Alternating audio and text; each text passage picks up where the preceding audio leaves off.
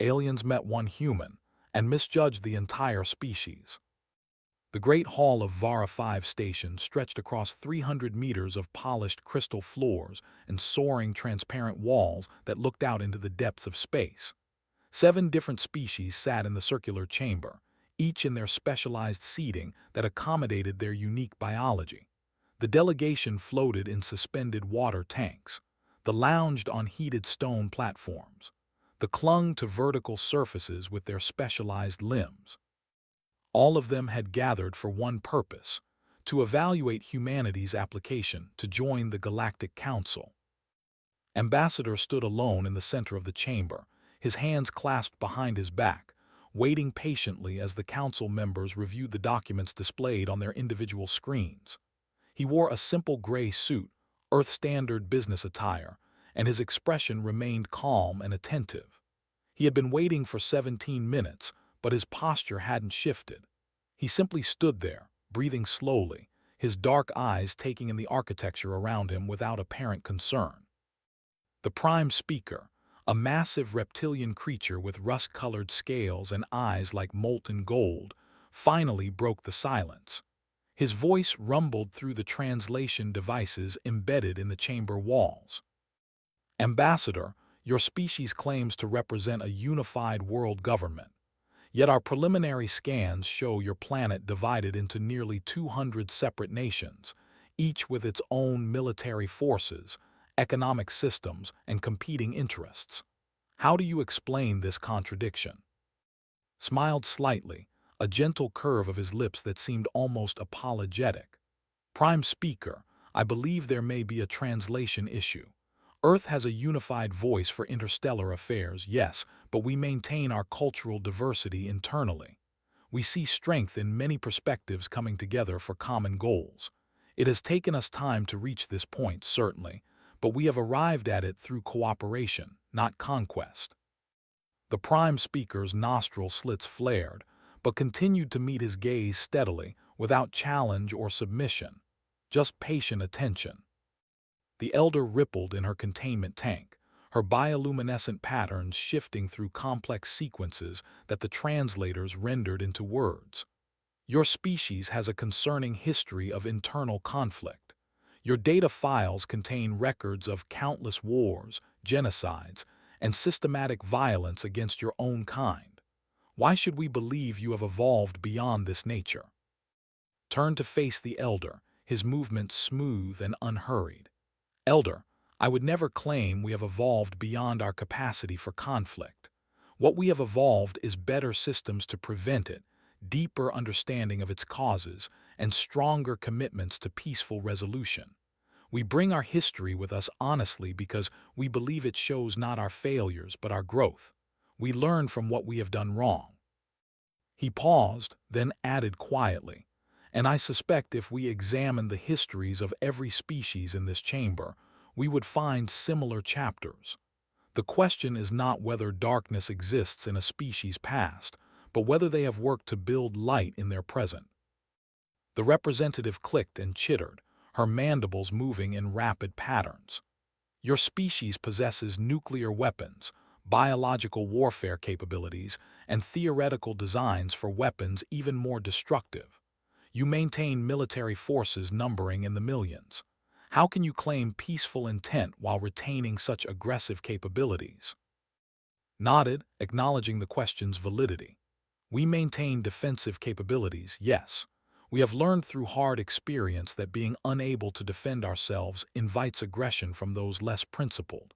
But I would point out that Earth has not engaged in planet-wide warfare for over 80 years now. We have these capabilities, but we have chosen not to use them.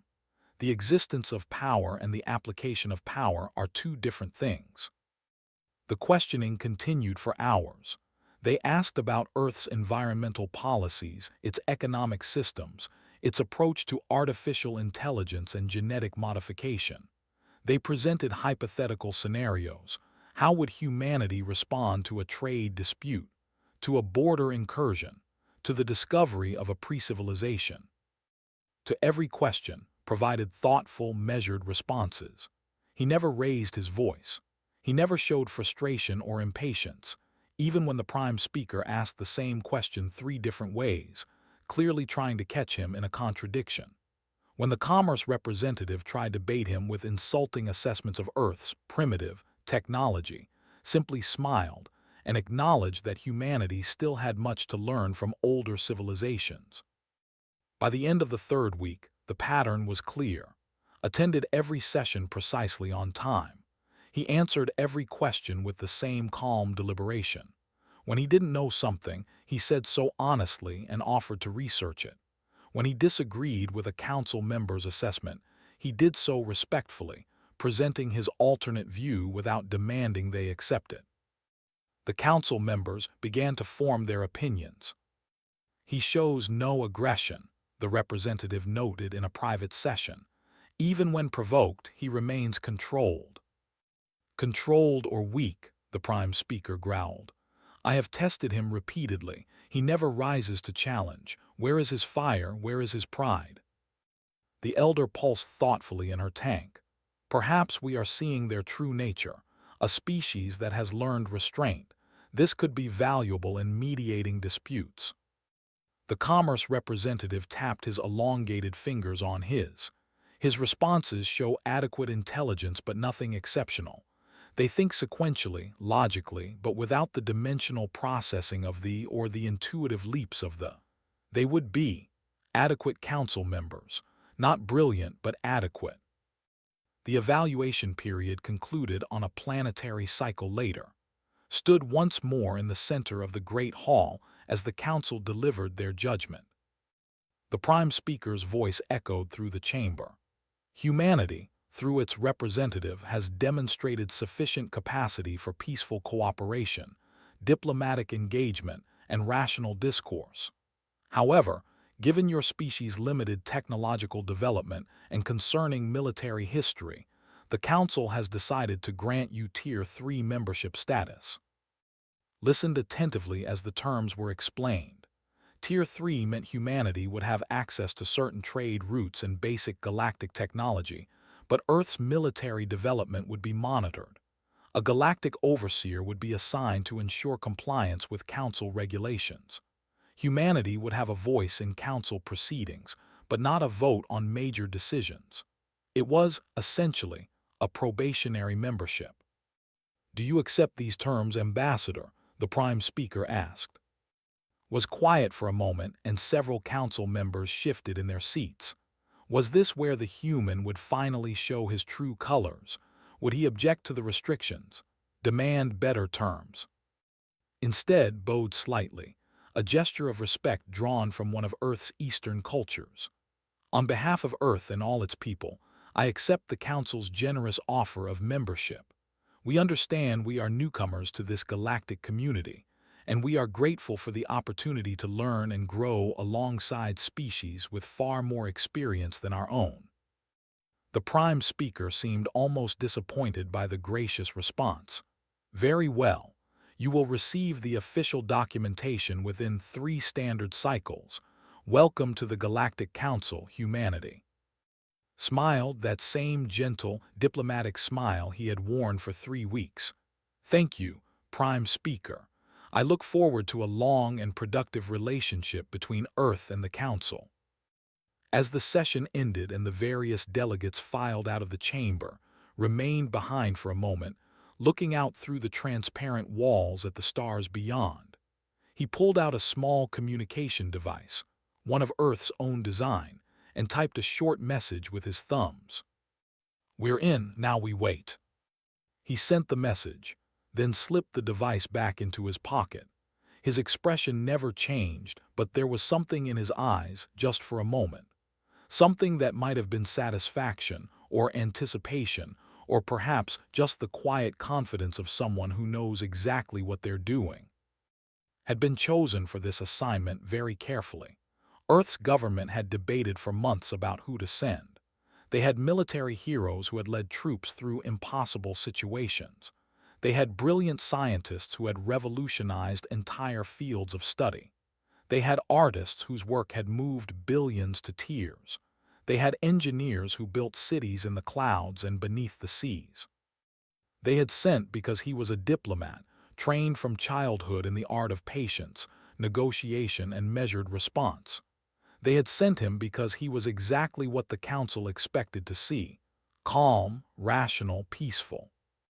They had sent him because humanity needed to get their foot in the door first. Everything else could come later. On the observation deck looked out at Earth, a small blue sphere visible in the distance. Somewhere down there, 8 billion humans were going about their lives.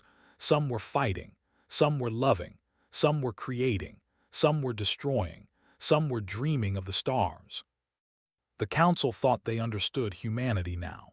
They had evaluated for 3 weeks, put him through every test they could devise, and concluded that humanity was a docile, contemplative species. Physically weak, emotionally controlled, intellectually adequate. Smiled to himself in the empty observation deck. It was the first genuine smile he'd allowed himself since arriving at Vara 5, and it was very different from his diplomatic smile. This one had edges. The council had no idea what was coming, but they would learn. Oh, they would definitely learn. 6 months later, the first human freighters began moving through council space, carrying goods and passengers between Earth and the various alien worlds. The council's overseer filed regular reports on humanity's activities, nodding with approval that the humans seemed to be adapting well to galactic civilization. They followed the rules, paid their tariffs, and caused no trouble. Everything seemed to be proceeding exactly as the council had anticipated. Humanity was taking its place as a minor but useful member of the galactic community, just as the evaluation had predicted. Then the incident on 442C happened, and everything changed. The warning lights on the bridge of the Wandering Star flashed red as Captain leaned over her communications console, her calloused hands flying across the controls. The distress signal had cut off 30 seconds ago, but she had enough information. The mining colony on 442C had gone dark after reporting a raid. "Distance to the colony?" asked, her voice sharp and clear. Her pilot, a young man named, no relation to the ambassador, checked his navigation display. 6 hours at maximum burn, Captain, but council protocols say we should report this and wait for security forces. The nearest patrol ship is only 14 hours out. Was already moving toward the weapons locker. That's 14 hours those miners don't have. Prep for maximum burn. Route all non-essential power to engines. Captain, the council guidelines specifically state that merchant vessels shouldn't engage with hostile forces, protested, even as his hands moved to comply with her orders. We're supposed to render aid to survivors, not play hero. Pulled a plasma cutter from the locker, checking its charge. I am rendering aid. I'm just doing it before they become survivors instead of after. The Wandering Star was a small vessel, barely 60 meters from bow to stern, designed for hauling medium-priority cargo through the outer systems where the big corporate ships didn't bother going. Had bought her 15 years ago with money saved from her time in Earth's merchant marines, back when the planet was still isolated and dreaming of the stars. The ship wasn't much to look at, with her patched hull and mismatched components, but she was fast and reliable. More importantly, she was, and didn't run from trouble. The 6-hour burn was quiet. Spent it reviewing everything she knew about the Razor Syndicate, the pirate organization that had been plaguing the outer systems for decades. They were brutal and efficient, hitting small targets fast and disappearing before security forces could respond. The council knew about them but couldn't seem to catch them. Too many hiding spots in the asteroid fields and abandoned stations that littered the frontier. When the Wandering Star arrived at 442C, the mining colony's distress beacon was still pulsing, but there was no other activity. The facility floated in orbit around the planet, a collection of connected modules that housed 300 miners and their families. Scan for life signs, ordered. Worked his console, his face growing pale. Captain, I'm reading life signs, but they're concentrated in the lower modules. That's not normal. The residential sections are empty. They're holding hostages, said flatly. What about the syndicate ships? Nothing in immediate orbit.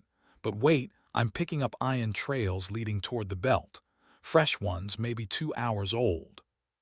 The belt was an asteroid field notorious for hiding pirates. It was also only 4 hours away at combat speed. They took their ships but left a garrison behind, said, thinking out loud. Smart. The security forces will be here soon, but the pirates figure they have time to strip the colony's resources before they have to run. By the time help arrives, they'll be long gone with the loot and probably some high-value hostages for ransom. So what do we do? Asked. We can't fight a garrison. We're one ship with no weapons except that plasma cutter you're holding. Looked at him and he flinched slightly. He'd served with her for 3 years now, and he knew that look. It was the look she got when she'd made a decision that would probably terrify anyone with common sense. We're not going to the colony, said. Plot a course to the belt. Silent running. Cut all non-essential systems. Captain, you can't be serious. We can't track them into an asteroid field. They'll have defensive positions, automated systems, probably dozens of ships. We'll be killed before we even get close. Started pulling on a vac suit, the heavy kind designed for emergency repairs in hostile environments. How long have you known me? 3 years, Captain. And in 3 years, how many times have I gotten us killed? 0, but there's a first time for everything. Not today. Sealed the vac suit and checked the seals twice. Here's what's going to happen. You're going to track those ion trails and get me close to their base. You're going to keep the ship hidden in the asteroid field. I'm going to board their station and encourage them to release the colony.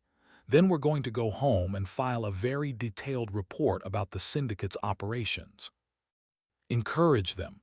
Captain, you're talking about boarding a pirate station alone. Do I look like I'm joking? Stared at her for a long moment, then slowly shook his head. No, Captain, you look like you're from Earth. Smiled grimly. Damn right I am. Now get me to that base.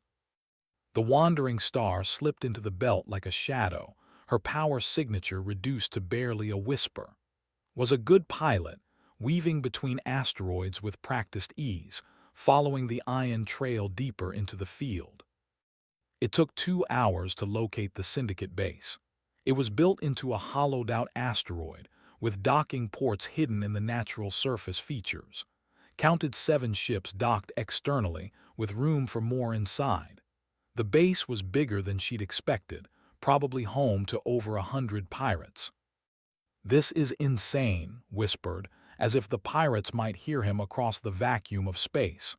Please, let's wait for the security forces. And let those miners sit there for 12 more hours wondering if they're going to die. No. Grabbed the equipment pack and headed for the airlock. Keep the ship dark and ready. If I'm not back in 4 hours, get out of here and report what we found. Captain, that's in order. She cycled through the airlock before he could argue further. The ship's small EVA pack attached to her vac suit, and she used short bursts to propel herself toward the asteroid base. She approached from below, where the ship's sensors were least likely to detect her small signature among all the space debris. There was a maintenance airlock on the underside of the base, marked by faded hazard symbols that had probably been old when the station was first built. Attached, a bypass device to the control panel, one of several highly illegal tools she'd acquired over her years operating in the frontier. The Council frowned on civilians having access to such technology, but the Council wasn't here and was. The airlock opened silently, slipped inside and sealed it behind her.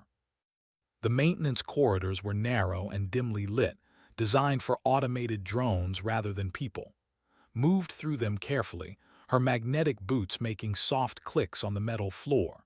She could hear the station around her. The hum of life support, the distant thrum of the reactor, the occasional echo of voices or footsteps from the main corridors. She accessed a data port and pulled up the station's layout on her suit display. The command center was in the middle of the asteroid, surrounded by living quarters and storage areas. The ships would be controlled from there. More importantly, the station's defensive systems would be controlled from there. Didn't go to the command center first. Instead, she made her way to the power distribution nodes. What happened over the next hour would be reviewed later by Council security forces, who would study the station's security footage with a mixture of horror and fascination. They would watch as a single human moved through the station like a ghost, using the maintenance access ways that the Syndicate had ignored because they were too small for their larger species. They would see her sabotage power nodes, reroute security systems, and trigger environmental alerts that sent pirates scrambling in the wrong direction. They would watch her vent sections of the station into space, not randomly, but with surgical precision, herding the pirates away from their weapons and ships. When she finally reached the command center, 20 pirates were barricaded inside, convinced they were under attack by a full security force. They had sealed the blast doors and armed themselves, ready for a siege. Stood outside the door and triggered the intercom. "This is Captain of the Earth vessel Wandering Star. You have 30 seconds to open this door and surrender, or I will override your life support and vent this entire section. I don't want to kill you, but I will if you make me choose between your lives and those miners you're holding hostage." There was a long silence. Then someone inside started laughing. "One human. We're being attacked by one human. You must think we're stupid." Checked her suit's timer, 20 seconds. "You can't vent the command center. We control all the systems from here." 15 seconds. "You control them until I trigger the emergency override I installed in your power grid about 40 minutes ago." The laughter stopped. "You're bluffing." 10 seconds. More silence. Then frantic voices inside arguing. Someone was accessing the system, checking her claim. 5 seconds. The blast door cracked open. A pirate, his mandibles quivering with rage, stood in the opening. "You really would have done it, wouldn't you? Killed all of us." Looked at him through her helmet visor. "I would have given you another 10 seconds, actually. But yes, those miners are innocent people. You're not. I know which choice I can live with. Now all of you on your knees, hands visible." The pirates and felt no satisfaction in their surrender. She wasn't doing this for glory or excitement. She was doing it because it needed to be done, and she was there, and those miners had maybe 6 hours of air left in their sealed sections. She contacted, "Bring the ship in. We're going to need the cargo bay to hold prisoners until they arrive." "You did it," sounded stunned. "You actually did it." "I did what needed doing. Now get moving. We have miners to rescue." By the time the security forces arrived, had already returned to the mining colony, used the Syndicate's own ships to evacuate the hostages, and was sitting in the pirate command center documenting everything she'd found in their computer systems. Evidence of dozens of raids, supply lines, contacts in supposedly legitimate businesses. The security commander, a towering crystalline being named, stared at her in the command center. "You did this alone." Looked up from the computer terminal. "I didn't do it alone. My pilot kept my ship safe. The miners helped secure the prisoners once we freed them, and you're here now to take custody, which I appreciate because I have a cargo delivery in 3 days and I'm already behind schedule. But you infiltrated a Syndicate base, by yourself, disabled their defenses, captured over 100 armed pirates. 97, actually. 3 were out on patrol. They came back in the middle of it and I had to disable their ship. They're still in their cockpit with no power. You might want to retrieve them before their air runs out." His body structure didn't allow for human expressions, but his color shifted through what had learned was confusion. The Council was told humans are a peaceful species. Ambassador was evaluated as diplomatic, offered. "Yeah is great at his job. I'm not a diplomat. I'm a freight captain. I haul cargo. I know how to fix a busted regulator with spare parts and hope, and when someone threatens innocent people in my shipping lane, I take it personally." She stood up and stretched, her back popping after hours in the vac suit. "Look, Commander, I'm sure you have questions, but I really do have that delivery to make. I've transferred all the data I found to your systems. Consider it a gift. Maybe you can finally clean up the syndicate network." "The Council will need a full report on this incident," said, still seeming stunned. Shrugged, "Sure. Have them contact Earth. I'm sure Ambassador would be happy to explain anything they're confused about."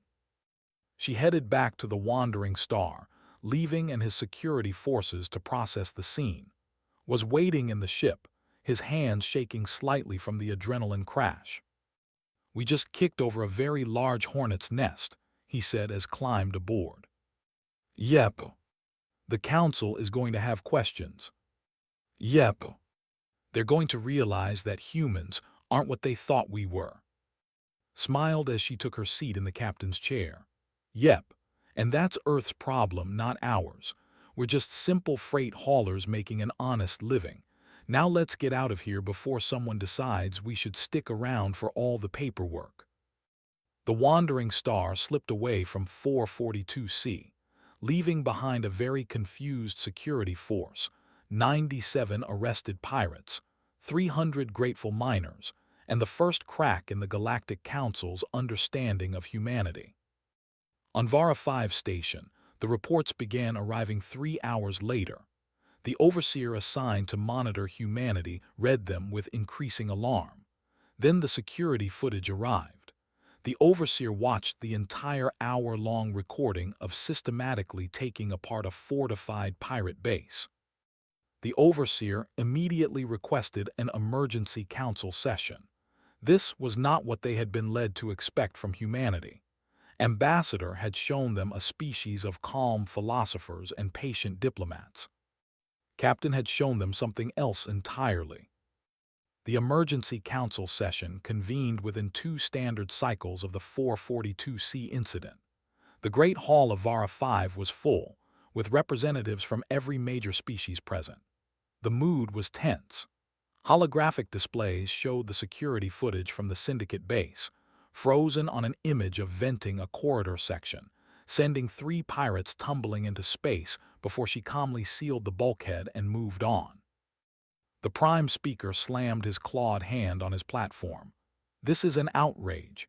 We were told humanity was a peaceful species. This diplomat you sent us, he represented himself as rational and controlled. But she is a warrior, a dangerous predator who killed without hesitation." Ambassador stood once again in the center of the chamber. He looked exactly as he had during his evaluation, wearing the same simple gray suit, his expression calm and attentive. But there was something different in his eyes now, a slight glimmer that might have been amusement. "Prime Speaker, with respect, Captain killed no one. All the pirates she encountered survived. The 3 who were vented into space were immediately recovered by automated safety systems. She had calculated the timing precisely to ensure their survival." "She could have killed them," the Prime Speaker roared. "Yes," agreed quietly. "She could have, but she didn't. She chose restraint even in the middle of a combat situation." The Elder rippled in her tank. "Ambassador, you presented yourself as representative of your species. You allowed us to conclude that all humans shared your diplomatic nature. This was deceptive." Turned to face the Elder, and his expression remained respectful but firm. "Elder, with the deepest respect, I never claimed to represent all of humanity. I represented Earth in diplomatic negotiations. That is my specialty. That is what I was trained to do from childhood. But I am one person out of 8 billion. He gestured to the holographic display showing. Captain was trained in Earth's merchant marines. She grew up on cargo ships, learning to survive in dangerous spaces where help was days or weeks away. She developed different skills than I did, based on different needs." The commerce representative leaned forward. "Are you saying your species deliberately misled us? That you sent a diplomat to represent yourselves while hiding your true nature?" No, said, and now there was an edge to his voice, subtle but unmistakable. I'm saying you made assumptions. You met one human and you decided that one human represented all of humanity. That was your choice, not ours. He walked slowly around the circle of the chamber, making eye contact with each delegate. Let me ask you something. Prime Speaker, are all exactly like you? Do they all share your temperament, your skills, your way of thinking? The Prime Speaker's scales bristled. Of course not. I am a speaker, trained in leadership and clan law. Our warriors are different. Our engineers think differently still. Precisely, said.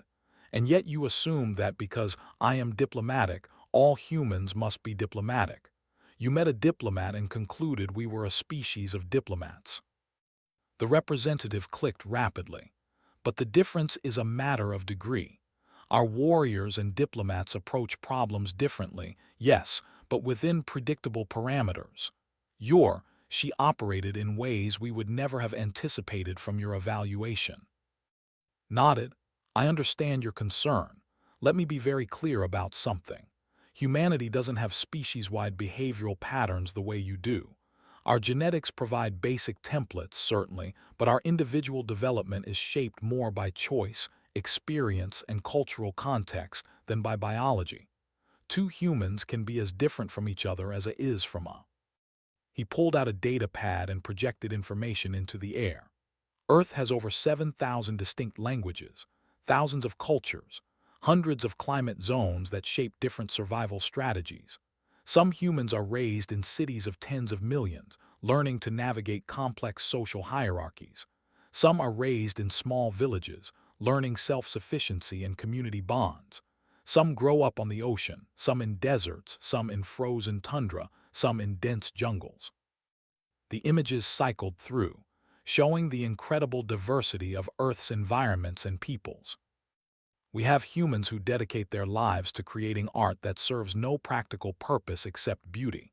We have humans who spend decades in pure scientific research, seeking knowledge for its own sake. We have humans who become warriors and train to protect others.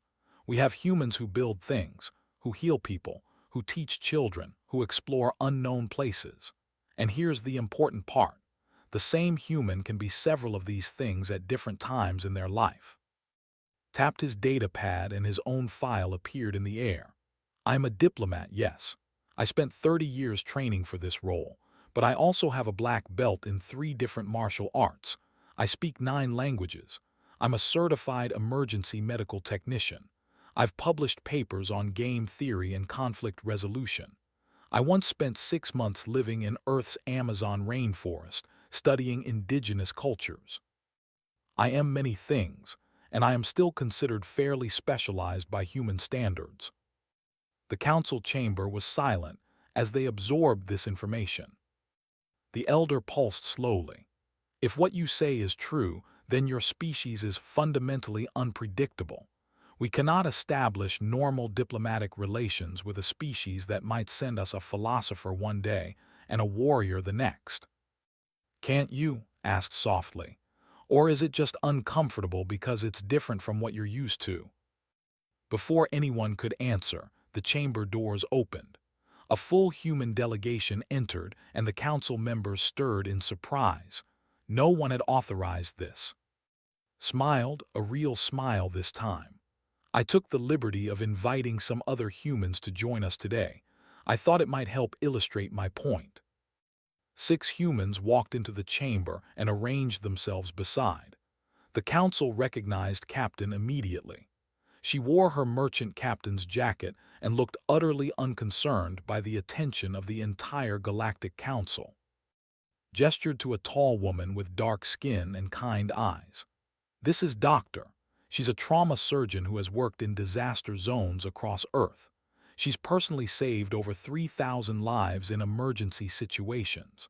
During the Great Flooding of 2184, she worked 72 consecutive hours without sleep, performing surgery after surgery as casualties kept arriving. Doctor gave a small wave. Hello, I'm here because thought you should understand that humanity values life. We have an entire profession dedicated to keeping people alive, even when it seems impossible. Indicated a thin man with graying hair and bright, intense eyes. This is Dr. James Park, theoretical physicist. He's one of the leading experts on quantum mechanics and has dedicated his life to understanding the fundamental nature of reality. His work has no immediate practical application. He does it because he loves knowledge. Dr. Park nodded to the assembly.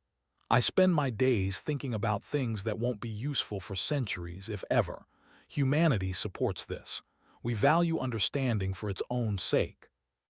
A muscular woman with scars visible on her arms stepped forward at its gesture. Sergeant, Earth Defense Force.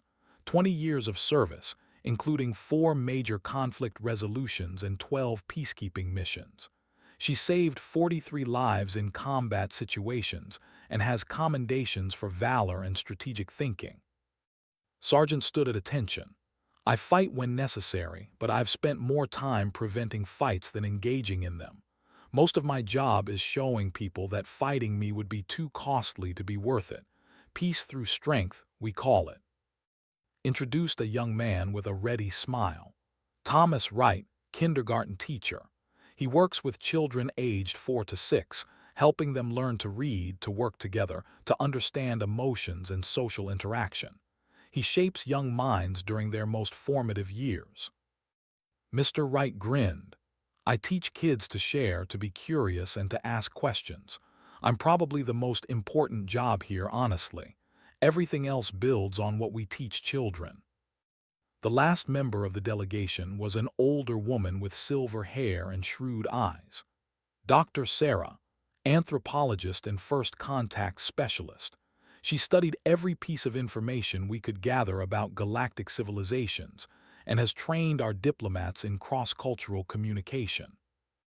Doctor surveyed the council with professional interest. I'm fascinated by how different species think and organize themselves. Understanding you is my life's work. Step back to let them stand together. This is humanity. Not all of it, obviously, but a sample. We are doctors and warriors, scientists and teachers, builders and thinkers.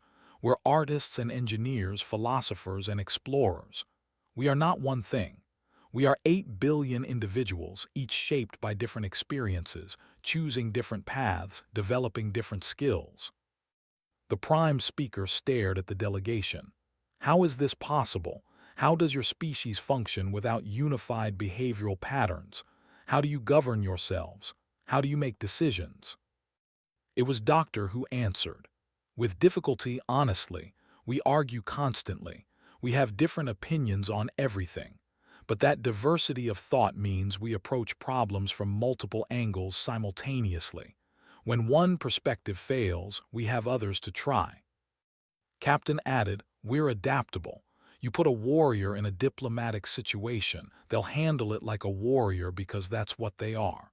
You put a human in any situation, they'll figure out what's needed and adapt. I can be a diplomat when I need to be. Can handle a fight if he has to. We learn. That's terrifying, the representative clicked. How do we predict what you'll do? How do we establish protocols and procedures with a species that can fundamentally change their approach based on individual choice? Mr. Wright, the kindergarten teacher, spoke up quietly. You trust us, the same way we're trusting you.